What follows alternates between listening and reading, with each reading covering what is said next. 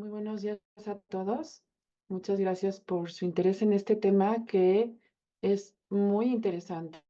En realidad los nutriólogos siempre tratamos pues, de recopilar muchos datos respecto a los hábitos de alimentación de nuestros pacientes, puesto que son la base para prescribir una dieta. Porque si no los entendemos, primero si no los escribimos, si no los entendemos, es muy difícil que el paciente pueda llegar a cambiar hacia la dirección que nosotros sugerimos. Sin embargo, pues en realidad mi conocimiento del tema es nulo y por eso invitamos a mi querida amiga María Guadalupe Esquivel Flores. Ella tiene una experiencia muy rica. Durante muchos años trabajó en una empresa particular, pero tengo pues ahora sí que el honor de comentarles que es prácticamente una nutrióloga filósofa. Es una persona que da muchas vueltas a las cosas para ir a la raíz de todo ello. Y también tiene pues un interés muy especial hacia la alimentación, hacia la gastronomía, lo cual hace su perfil mucho más rico. Entonces tengo el gusto de que comparte esta sesión con nosotros y la va a presentar Aranza. Muchas gracias. Bienvenida.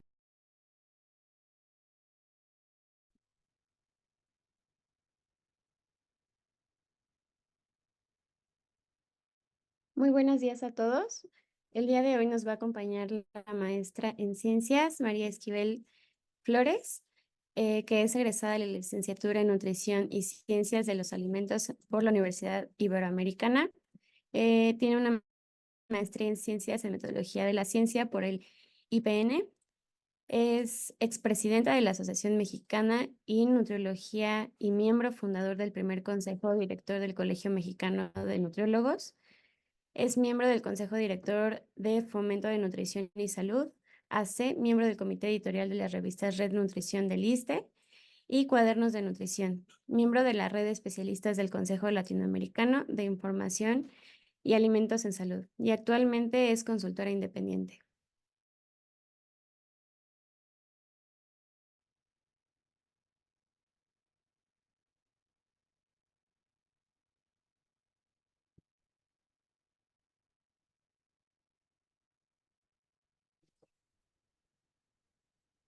¿Qué tal? Buenos días. Muchas gracias por la presentación y pues muchas gracias por esta invitación para participar en esta sesión con mi conferencia titulada Investigación de hábitos alimentarios, para describir o para comprender.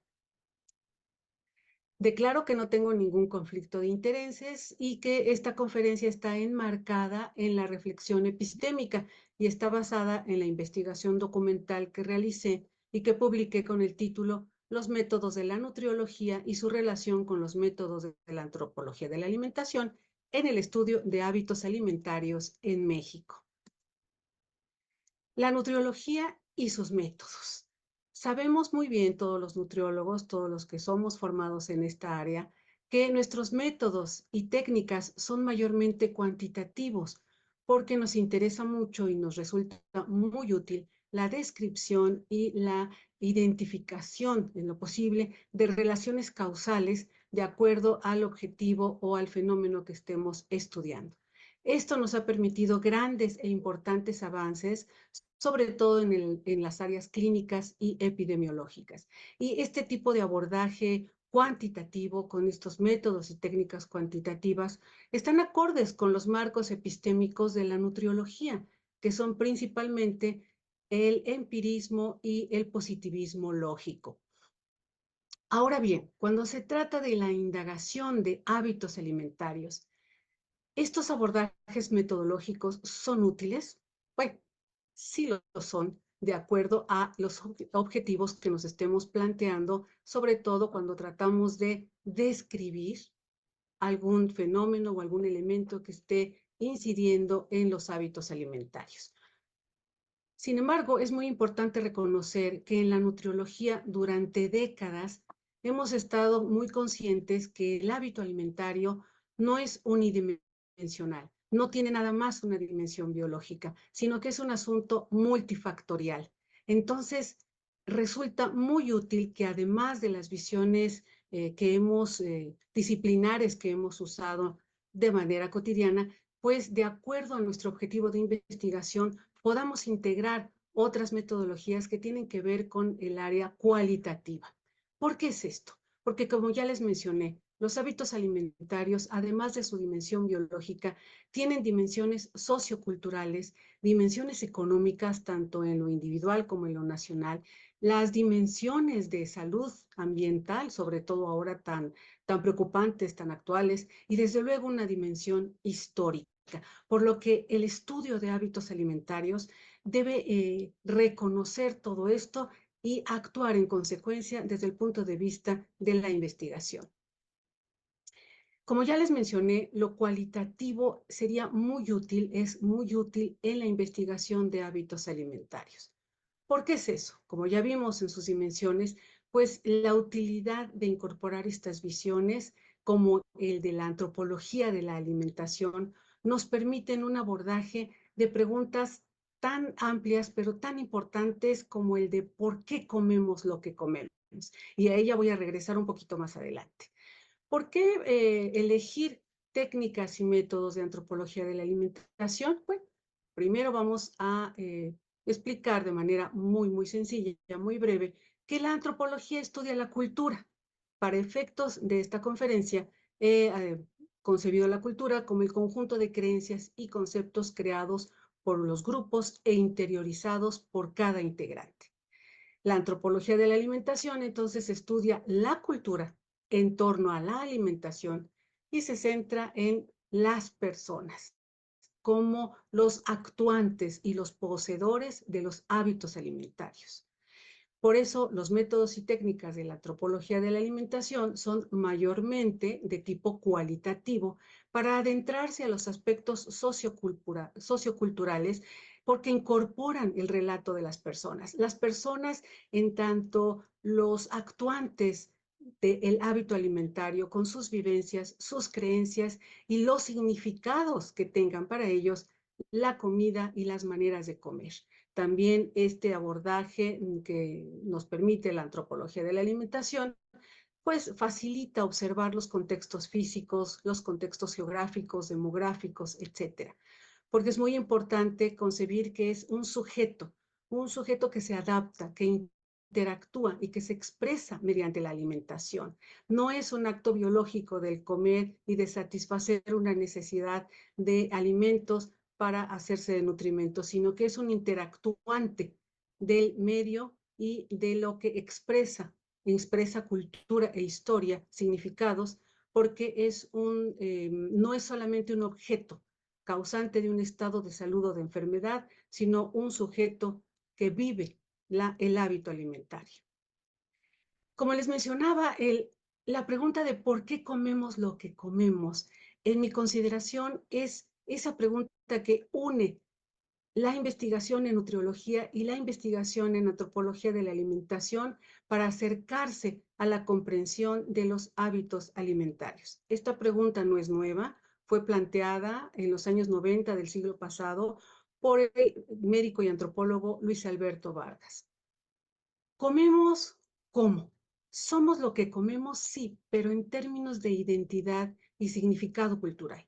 Comemos como vivimos, como somos, como podemos, como queremos o como imaginamos. Comemos aquello que consideramos comestible. Esto es muy interesante porque de acuerdo a la cultura y a la región en que habitemos, algunos alimentos, algunos ingredientes van a ser considerados comestibles, socialmente aceptados, mientras que otros no. Nos sorprenderá saber que en algunas culturas lo que consideramos un desperdicio de alimento, para ellos podría ser un elemento esencial de ciertas recetas, incluso recetas regionales. Después que los alimentos tienen significados e historias para cada persona, y ya no digamos para cada país, incluso en cada familia, las preparaciones culinarias, las maneras de comer están cargadas de significados. Hay ambivalencias entonces al comer. No todos vamos a sentir lo mismo, precisamente por toda esta carga sociocultural. No es solo un aspecto biológico. E incluso los conceptos médico-biológicos no siempre son totalmente entendidos ni aplicados. Un ejemplo muy sencillo y muy actual que quiero compartirles es el asunto del gluten, por ejemplo. Es un asunto biológico que no es comprendido, que está siendo mal aplicado y que está confundiendo mucho a la población, de tal manera que tenemos ya grupos sociales, económicos que están buscando ciertos productos libres de gluten cuando no los necesitan, cuando no tienen la condición médico-biológica que pudiera acercarlos a este tipo de consumo, pero pues les suena a salud y entonces buscan este tipo de productos, por lo que pues se causan grandes confusiones. Si bien es cierto, como ya les mencioné, en la nutriología se ha reconocido que sí hay una preocupación, una conciencia de que los hábitos alimentarios son pues multidimensionales. ¿Esto cómo se ha traducido en la investigación? Es decir, en el hecho de la investigación nutriológica, ¿cómo hemos abordado el estudio de los hábitos alimentarios? Para contestarme esa pregunta, revisé un total de 2.122 trabajos de investigación publicados, realizados por nutriólogos, y de ellos identifiqué que 82 incluyen el estudio de hábitos alimentarios. Es decir, como lo identifiqué con una primera revisión en donde el objetivo o dentro de los objetivos estuviera la inquietud de indagar sobre el hábito alimentario. Gracias a esta primera indagación, y les mencionaba, logré identificar 82 de esos estudios y después identifiqué que 64 de estas investigaciones siguen un esquema de investigación usual en la nutriología, es decir, abordaban el estudio de los hábitos alimentarios con técnicas cuantitativas mediante la aplicación de cuestionarios que conocemos muy bien como recordatorios, frecuencias de consumo de alimentos y otros que se refieren a cuestionarios estructurados. Solamente en 18 de estas 82 investigaciones sí se manifestó un interés por métodos o técnicas usuales de la antropología de la alimentación, ya sea la observación participante o las entrevistas a profundidad, que estas entrevistas a profundidad son un herramientaje muy útil para tratar de comprender los hábitos alimentarios de la población que estemos estudiando.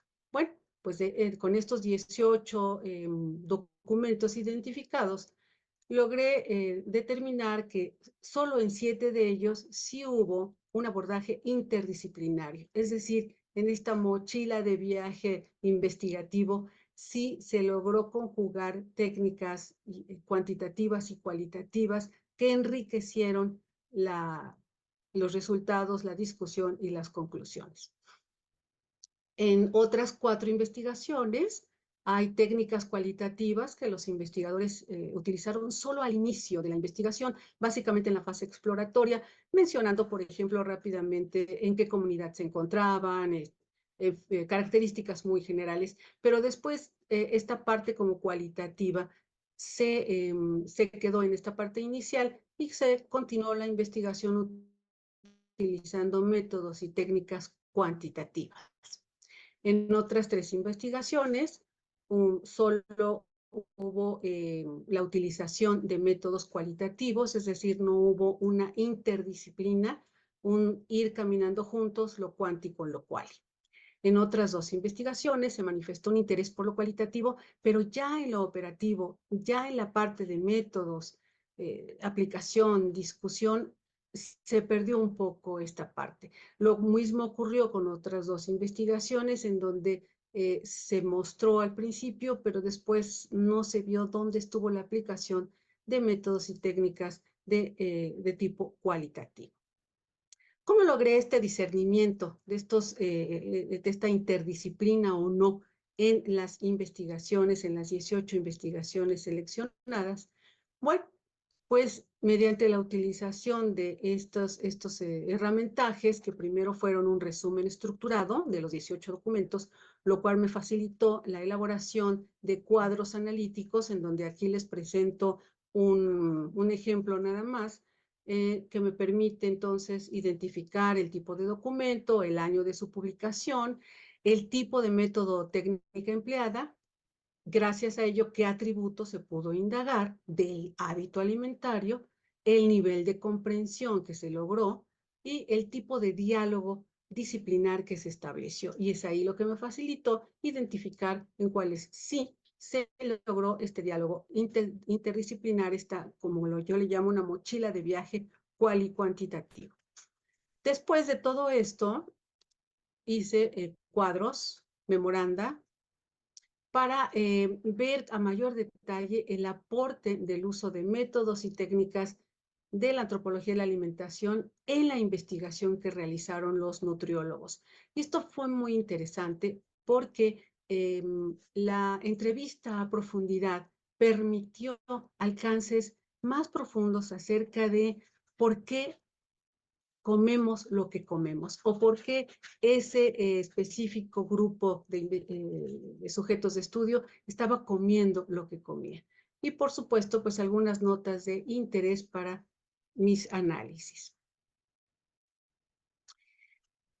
Finalmente, elaboré con toda esta experiencia de análisis a detalle, sobre todo, ver los métodos, las técnicas, qué tipo de discusión y qué tipo de conclusiones se lograron, cuál fue el objetivo alcanzado, en tanto que si solo se buscaba la exploración, ¿no?, del hábito alimentario o niveles más profundos hacia la comprensión, pues estas memorandas finales que ustedes pueden consultar pues a mayor detalle, lo mismo que los cuadros anteriores, lo pueden consultar directamente en mi documento publicado. Pues esto me permitió ver que, por ejemplo, en este trabajo de Pérez y Valdés, publicado en el año 2000, se vio que este trabajo conjunto entre los cuestionarios que nosotros manejamos bien en la nutriología, los recordatorios de 24 horas,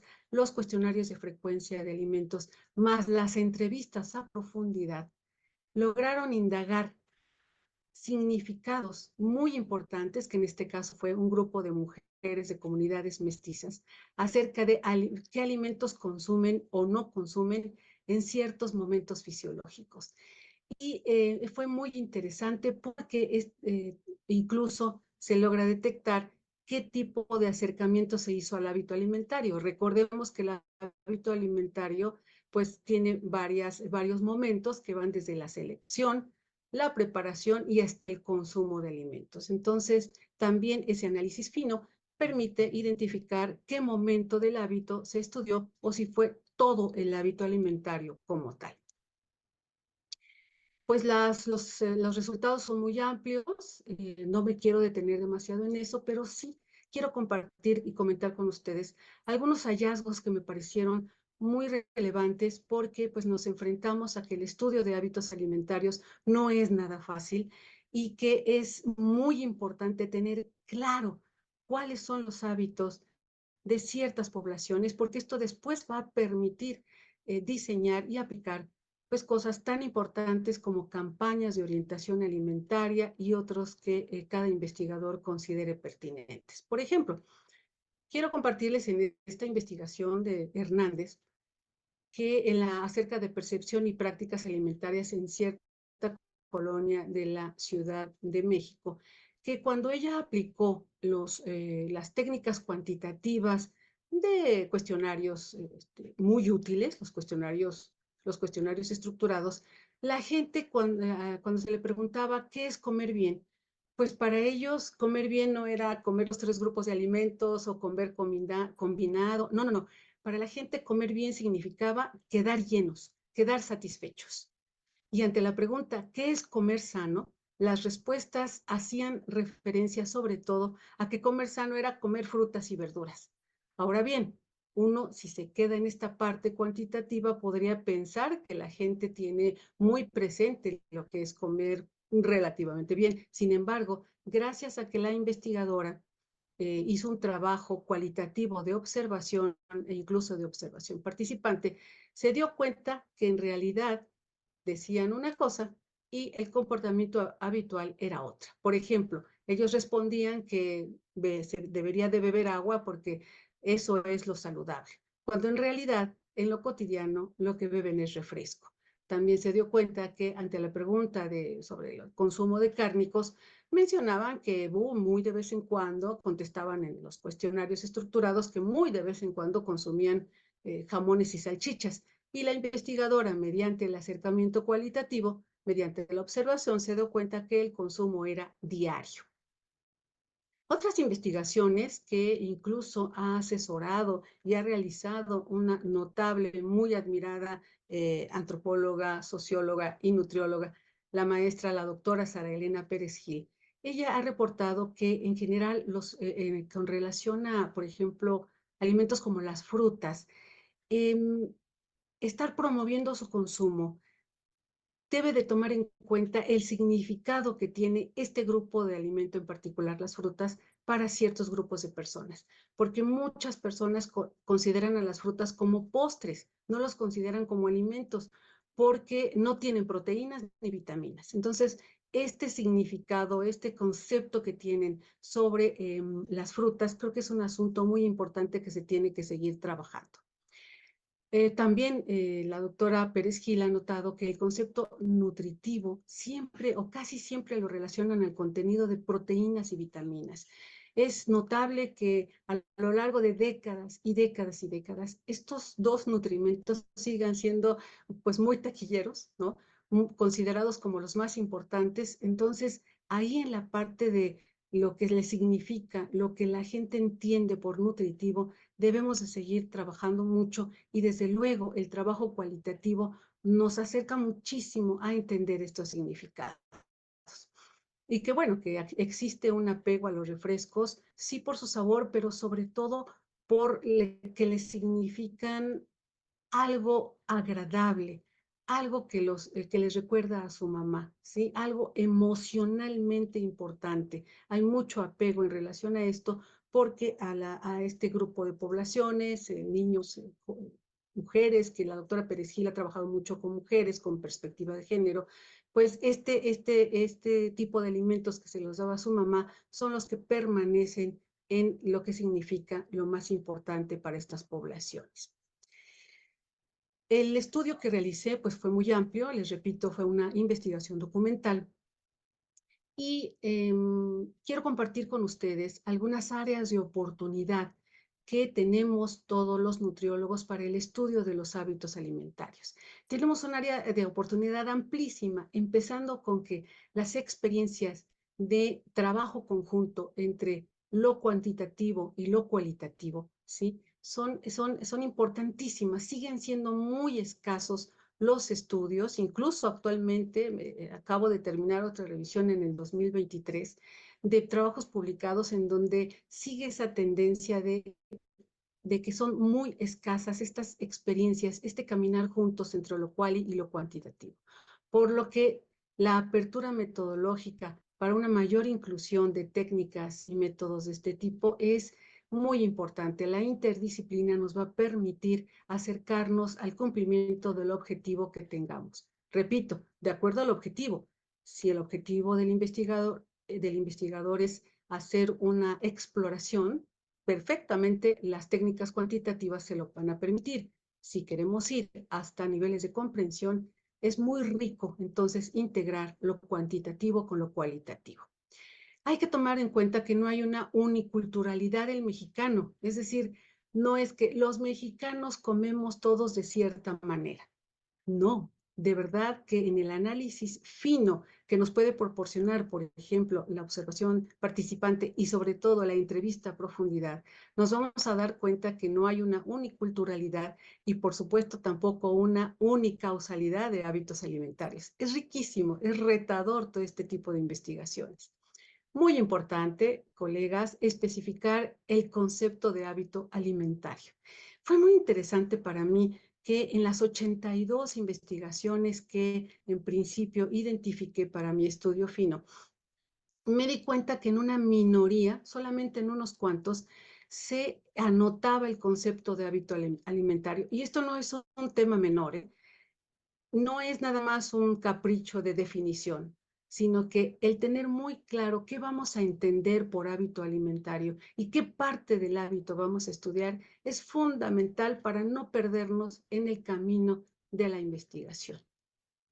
Cuidado, no especificar bien qué vamos a entender por el hábito alimentario nos puede llevar a abordarlo solamente como un acto de repetición, y esto puede estigmatizar a la persona, puede estigmatizarla en el sentido de que se le considere como un sujeto que no sabe comer, y entonces voy a llegar yo a darle orientación alimentaria y con eso vamos a resolver X o Y problema.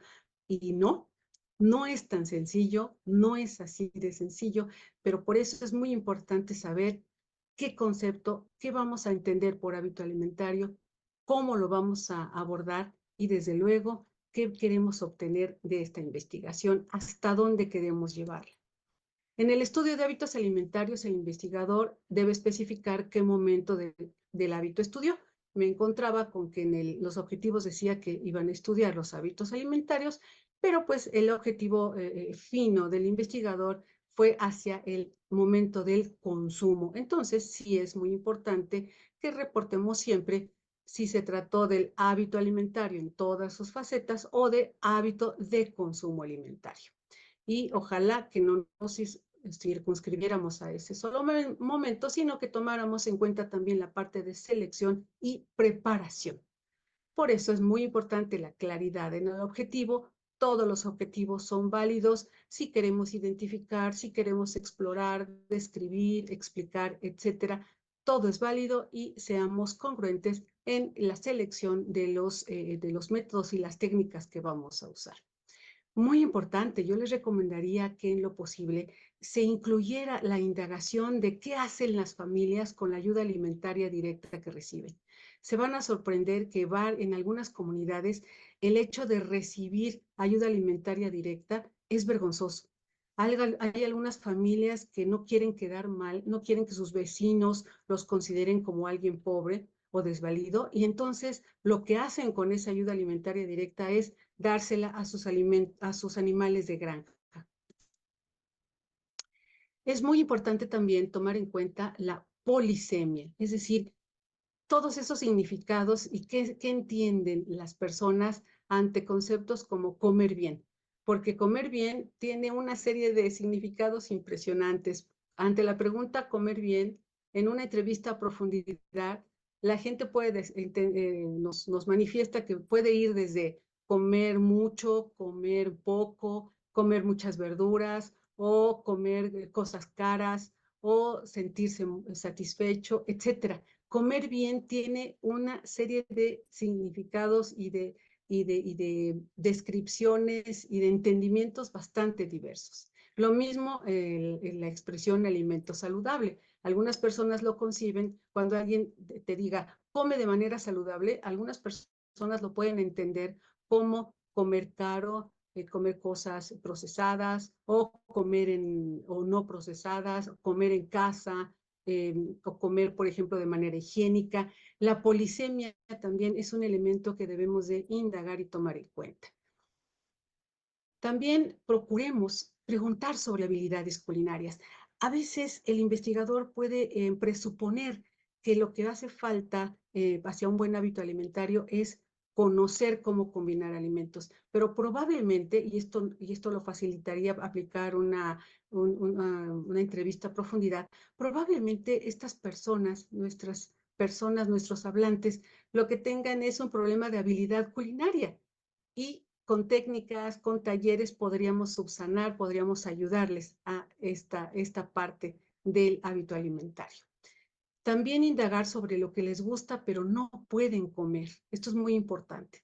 Y desde luego la inseguridad alimentaria. Este es un tema emergente que fue mucho más evidente a raíz de la epidemia por COVID-19. Hay una inseguridad alimentaria que definitivamente está incidiendo en los hábitos alimentarios y es muy importante, es útil incluirlo en nuestras investigaciones.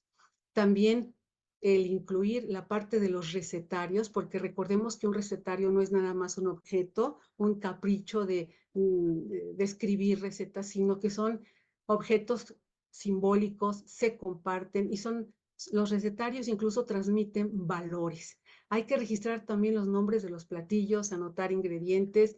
Como yo les mencionaba, lo que entendemos por una cosa puede significar otra cosa para las personas. Por ejemplo, si alguien nos responde, nos reporta que comió migas con huevo, eh, probablemente en el interior del país, en la capital del país, pues digamos, bueno, es pan con huevo. Sí, pero si son migas con huevo estilo norteño, en realidad están utilizando tortillas de maíz con huevo. Si alguien nos dice que comió tacos de guisado, hay que preguntarle si fueron acorazados, porque en la zona de Morelos, en algunas comunidades de Morelos, los tacos de guisado siempre van a llevar arroz, por eso le llaman acorazados. O por ejemplo, si en nuestros reportes, en nuestros cuestionarios ponemos la comunidad comió pan de muerto, hay que preguntar cuál. Si el típico de la Ciudad de México, que es con mucho azúcar, o a lo mejor alguna de las grandes variedades amplísimas que existen en Oaxaca. O si alguien nos reporta que comió tlacoyos, nosotros no presuponer que se trata de la típica preparación asada, sino que probablemente fue sumergida en aceite como acostumbran en algunos lugares del estado de Hidalgo. Entonces vean como ustedes cómo si compartimos, si utilizamos esto de lo cuanti y lo cualitativo, vamos a obtener datos valiosísimos, cifras y estadísticas, pero también vamos a conocer el contexto, las motivaciones y los significados en el comer. Finalmente, quiero compartirles algunas lecturas recomendadas sobre este tema, pero les comparto estas lecturas. Pueden ustedes buscar, hay autores muy conocidos, muy reconocidos, que han abordado el gran maestro, desde luego el doctor Luis Alberto Vargas Guadarrama, otros investigadores muy notables, muy importantes en este tema, como Paris Aguilar, Sara Elena Pérez Gil, Miriam Bertrand Vilá y otros textos que pueden ser de su utilidad. Antes de despedirme, pues quiero compartirles esta frase de Karl Popper, un filósofo de la ciencia, que nos dice, cuidado con los juicios de percepción. El investigador también está provisto de conceptos, ideas y maneras de percibir la realidad. No es una tabula rasa. Les agradezco muchísimo su atención, les dejo mis datos de contacto y quedo atenta a sus comentarios y a sus preguntas. Muchas gracias.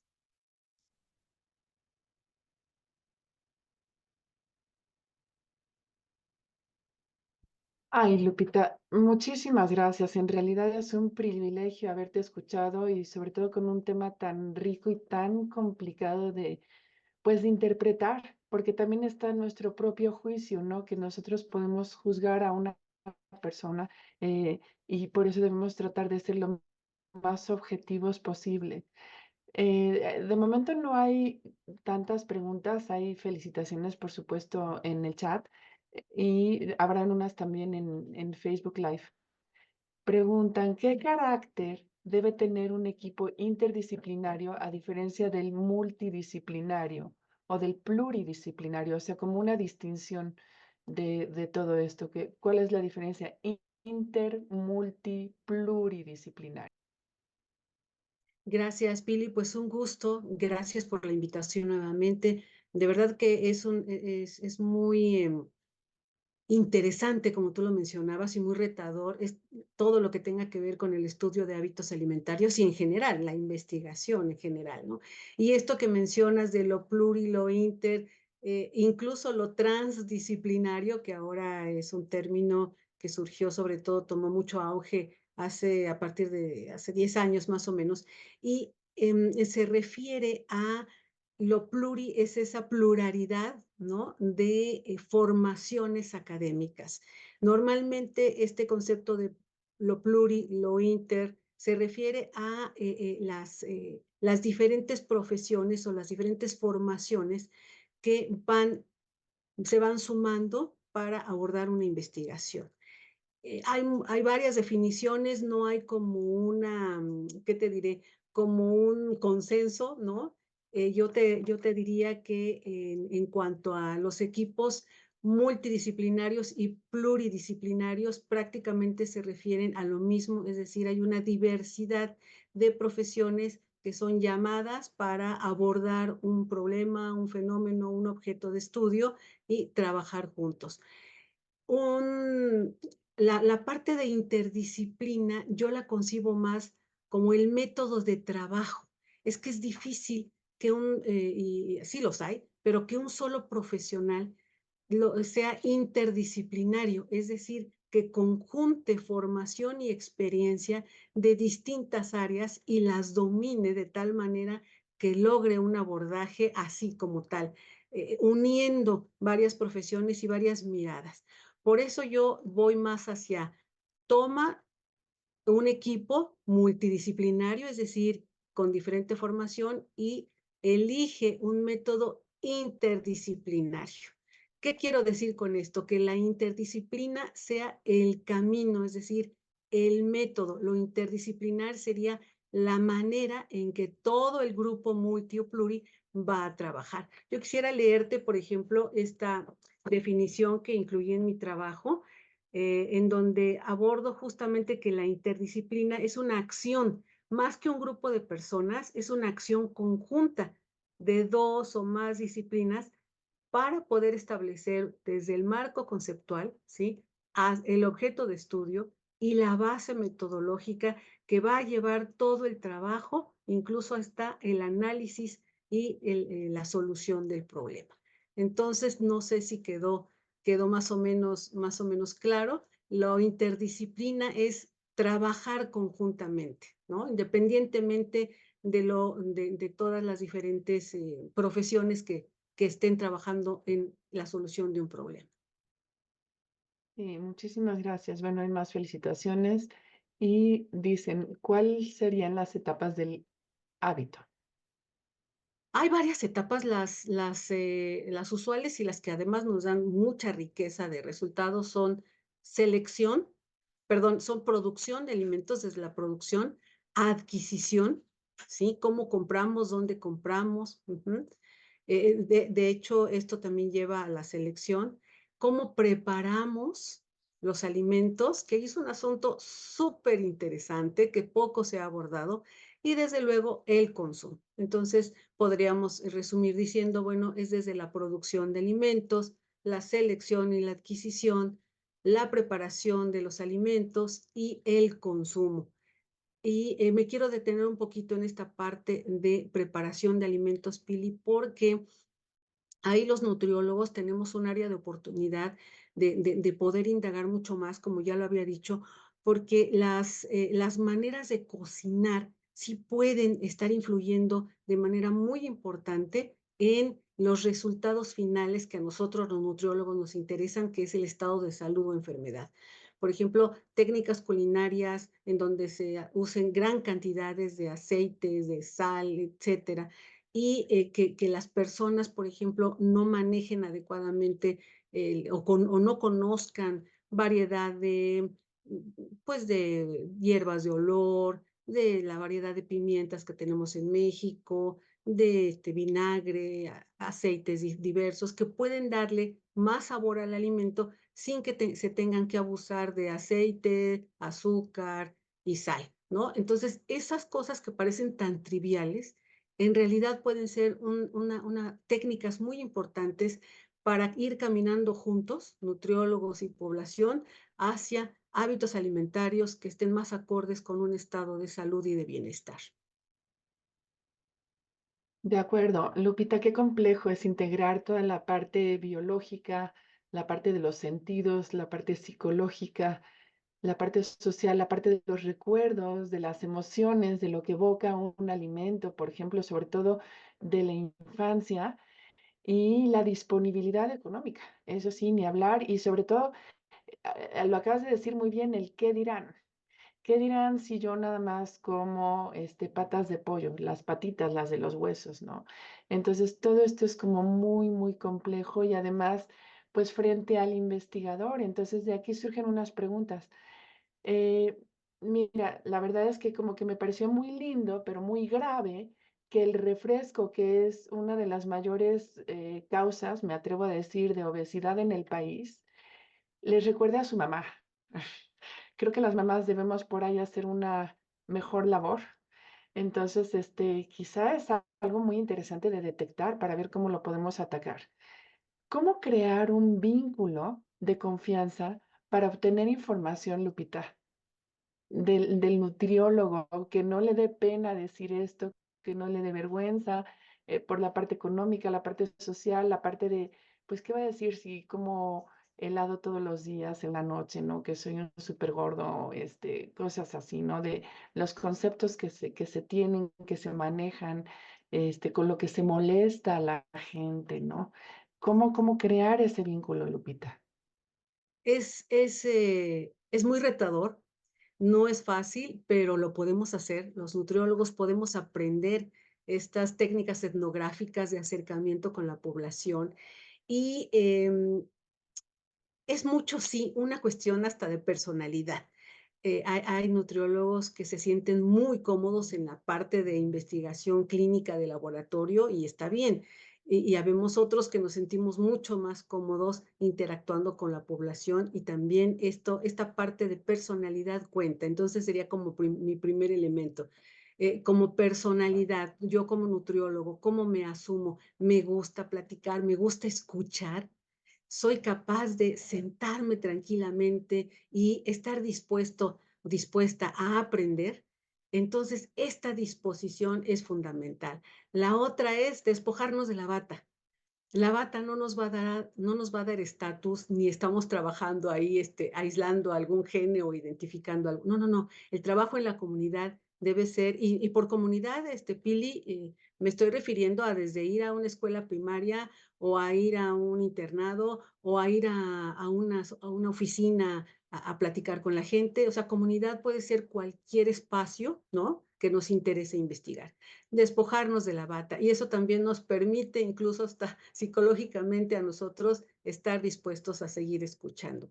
Y la otra parte es sí contar con información y formación en esta aplicación de cómo hacer observación participante, en qué consiste una entrevista a profundidad, porque no es nada más de, soy bien platicadora y ya me voy a poner a platicar con la gente. No, si hay una preparación, acerquémonos a los antropólogos, a los etnólogos, acerquémonos, por ejemplo, ahí en el Instituto de Nutrición, hay una excelente profesional, ¿no? Sara Elena Pérez Gil, la doctora maestra de muchos, en donde con ella se puede aprender esta parte técnica, esta parte de cómo hacer una entrevista a profundidad, que no es nada fácil. Sí hay que aprender técnicas etnográficas, y qué mejor que acercarse a estas personas que además de la formación como nutriólogos, tienen esta formación también de posgrado en antropología y en sociología, varios de ellos.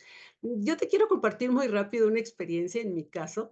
Yo inicié esto a principios de los años 90. Sí, ya tengo casi 40 años como nutrióloga y a mí me pasó algo muy bueno porque conocí al doctor queridísimo, recordadísimo, siempre admirado, maestro y amigo, el doctor Luis Alberto Vargas Guadarrama, en donde aprendí a acercarme a esta parte de los simbolismos, los significados, la parte cualitativa de la alimentación.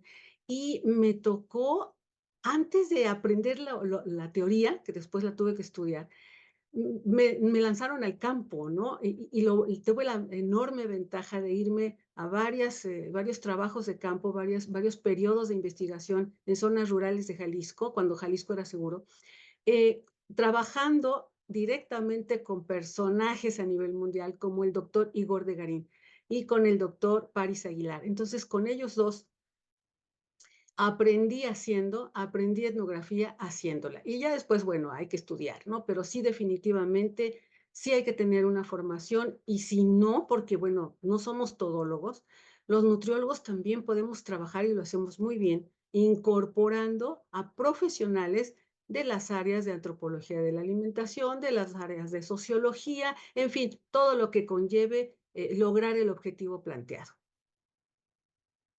Sí, claro, es algo muy, muy complejo. Lupita, dicen que qué interesante, con mucha razón, el cómo preguntar es básico ante nuestros pacientes, sobre todo cómo aplicar lo cuante y lo cualitativo a identificar el consumo. Sobre todo, muchas felicidades. Oye, Lupita, respecto a la bata, fíjate que hay pacientes que les sube la presión con la bata. Eso está ya muy bien caracterizado. Entonces, a veces la lectura de la presión no es real, ¿no? A veces es mejor que una enfermera primero, pese al paciente, primero le mida la presión, pero sí, la bata tiene que decir mucho. Y es una forma de poner una línea, ¿no? Yo soy el profesional acá y no es una forma precisamente de acercarse, ¿no? Pero pues también una clave es el respeto, el escuchar, el estar abierto a escuchar a esta gente y requiere mucha humanidad como la que tú tienes. Felicidades a la maestra, un tema fundamental en la nutriología. Gracias por compartir. También un fuerte abrazo a Lupita por impulsarnos a mejorar nuestro juicio crítico y analítico. Es un placer escuchar. Gracias por compartir la experiencia. Muy importante que respetemos gustos y necesidades del paciente y lograr un apego. Felicitaciones por la forma de tratar este tema tan importante. La interacción de métodos antropológicos con los utilizados generalmente en los estudios nutriológicos es indispensable para interpretar la información que permite planificar y evaluar intervenciones en materia de alimentación y nutrición en todos los ámbitos. Este comentario es desde los Países Bajos, de parte de Marta Mondragón. Eh, Gracias. Saludo. sí, ¿qué podríamos hacer desde la profesión psicológica para modificar los hábitos de alimentación? Esa pregunta es muy, muy complicada. De hecho, yo no estoy preparada para contestar esa pregunta porque es del ámbito evidentemente psicológico y tiene que ver ya más con comportamientos, ¿no? Con la relación de una persona en especial con la comida, ¿sí? Es el comportamiento alimentario. De hecho, bueno, hay colegas especializadas que además de ser nutriólogas, han tomado posgrados en psicología para hacer el abordaje, porque normalmente esto se manifiesta como trastorno de la conducta alimentaria. Entonces, sí, esta es una pregunta muy específica hacia el área de psicología y no me siento capaz de responder adecuadamente esa pregunta. Sí hay que verlo directamente con los colegas que parten de estos análisis incluso con técnicas cognitivo-conductuales, trabajando con psicólogos, logran los cambios adecuados para cada persona. Recuerden que yo estoy en el nivel de hábito alimentario, ¿sí? Entonces, sí hay esa fineza en el abordaje que definitivamente es psicológico. Y comentan que es la gestión de emociones no manejadas correctamente, lo que lleva a malos hábitos. Desde la infancia es necesario identificar el cómo nos sentimos y expresarlo. Sí, eso son ejercicios que se dan en niños de kinder, de preescolar, de primaria, de que no tengan miedo de decir que están tristes, ¿no? Y entonces quizá no lo canalicemos a través de la comida. Sería algo que incluso es muy importante reconocer las emociones desde chiquitos porque eso puede llevar a malos hábitos, como nos comenta Maritza. Es un comentario interesantísimo, Lupita, ¿cómo ves? Sí, definitivamente. Y esa es una de las dimensiones del hábito alimentario, que eso es lo retador del hábito. Y ese es el asunto que nos debe de importar mucho. No nos angustiemos en como nutriólogos abordarlo solitos, sino, como ya les mencionaba desde el principio, hagamos equipo multi o pluridisciplinario y trabajemos como interdisciplina, es decir, como un solo corpus metodológico para lograr el objetivo, porque efectivamente lo emocional es uno de los componentes.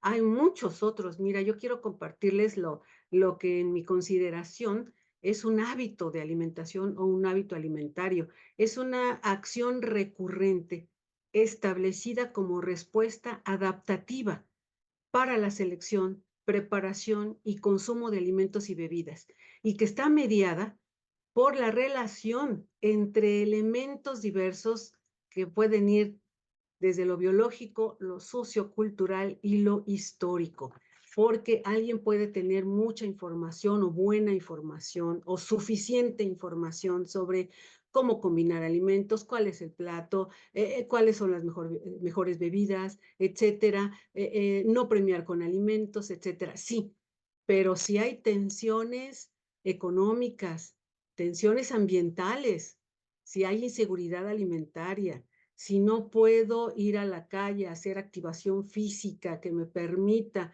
integrar todo esto a un hábito, y esto tiene que ver con cuestiones de seguridad, de política, etcétera, difícilmente yo voy a lograr un hábito alimentario y en general un hábito de vida. Es decir, el hábito alimentario tiene que ser abordado en todas sus dimensiones, no nada más en una sola, porque si no nos vamos a estar enfrentando todo el tiempo a que no hay apego, a que no hay un consumo adecuado de alimentos o a estas cifras verdaderamente preocupantes desde los años 90 de obesidad, sobrepeso y comorbilidades.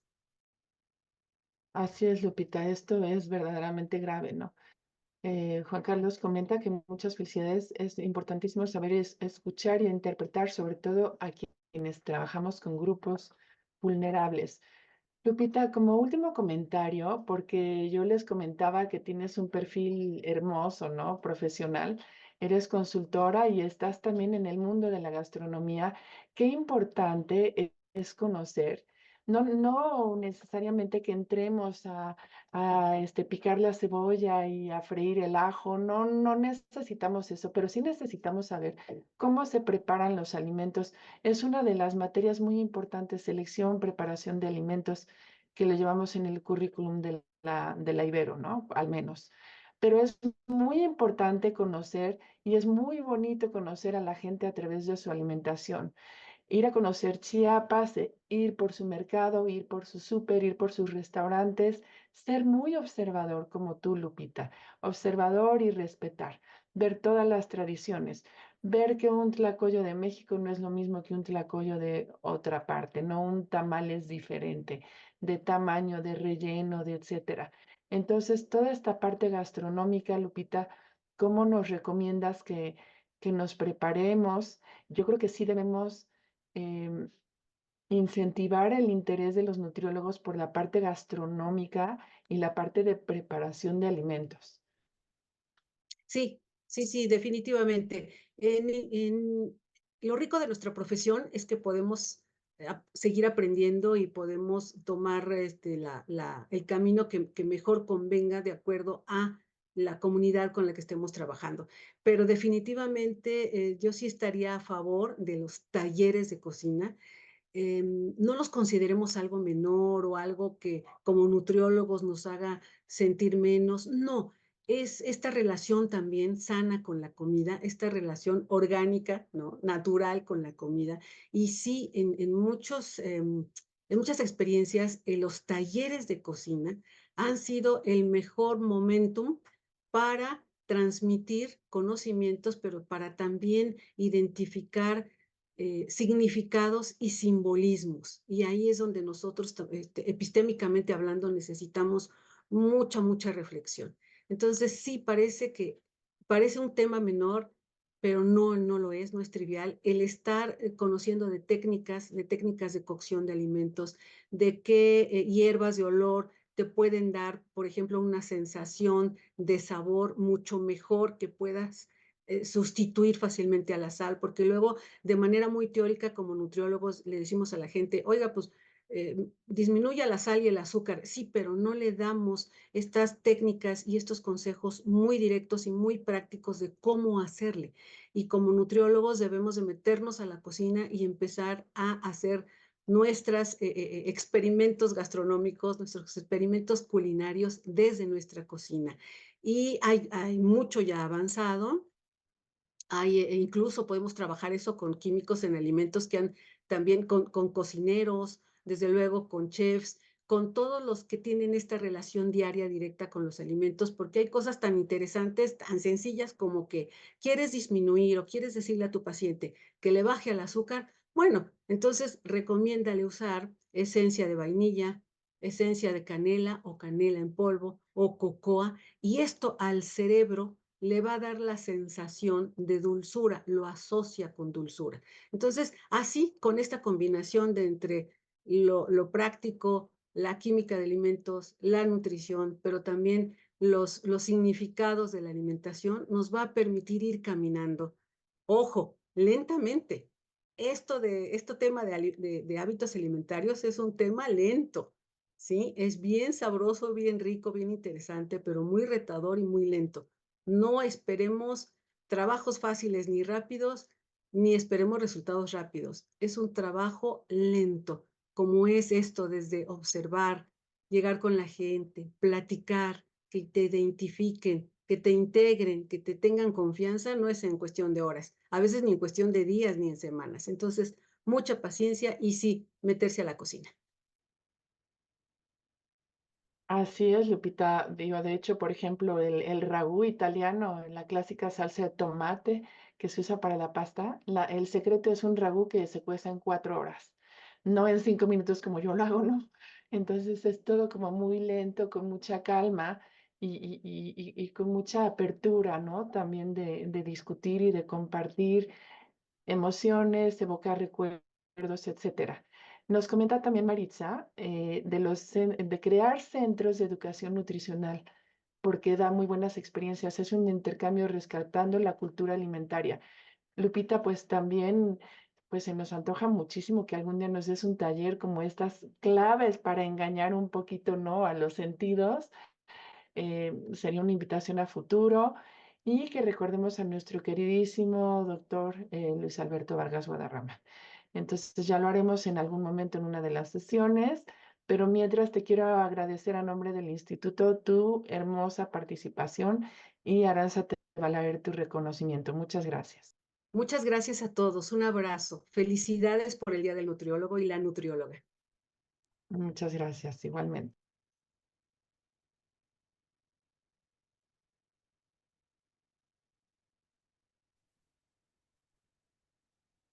Muchas gracias por su conferencia. Las sesiones académicas de nutrición del Instituto Nacional de Ciencias Médicas y Nutrición, Salvador Subirán, otorgan el presente constancia a la maestra en Ciencias en Metodología de la Ciencia, María Guadalupe Esquivel Flores, por su brillante participación con el tema Investigación de hábitos alimentarios para describir o para comprender. Muchas gracias, maestra. Gracias a todos. Que pasen un Igualmente excelente. agradecer al equipo de producción y recordarles que estas sesiones también se transmiten en YouTube y Facebook Live del instituto y no se requiere registro previo. Gracias.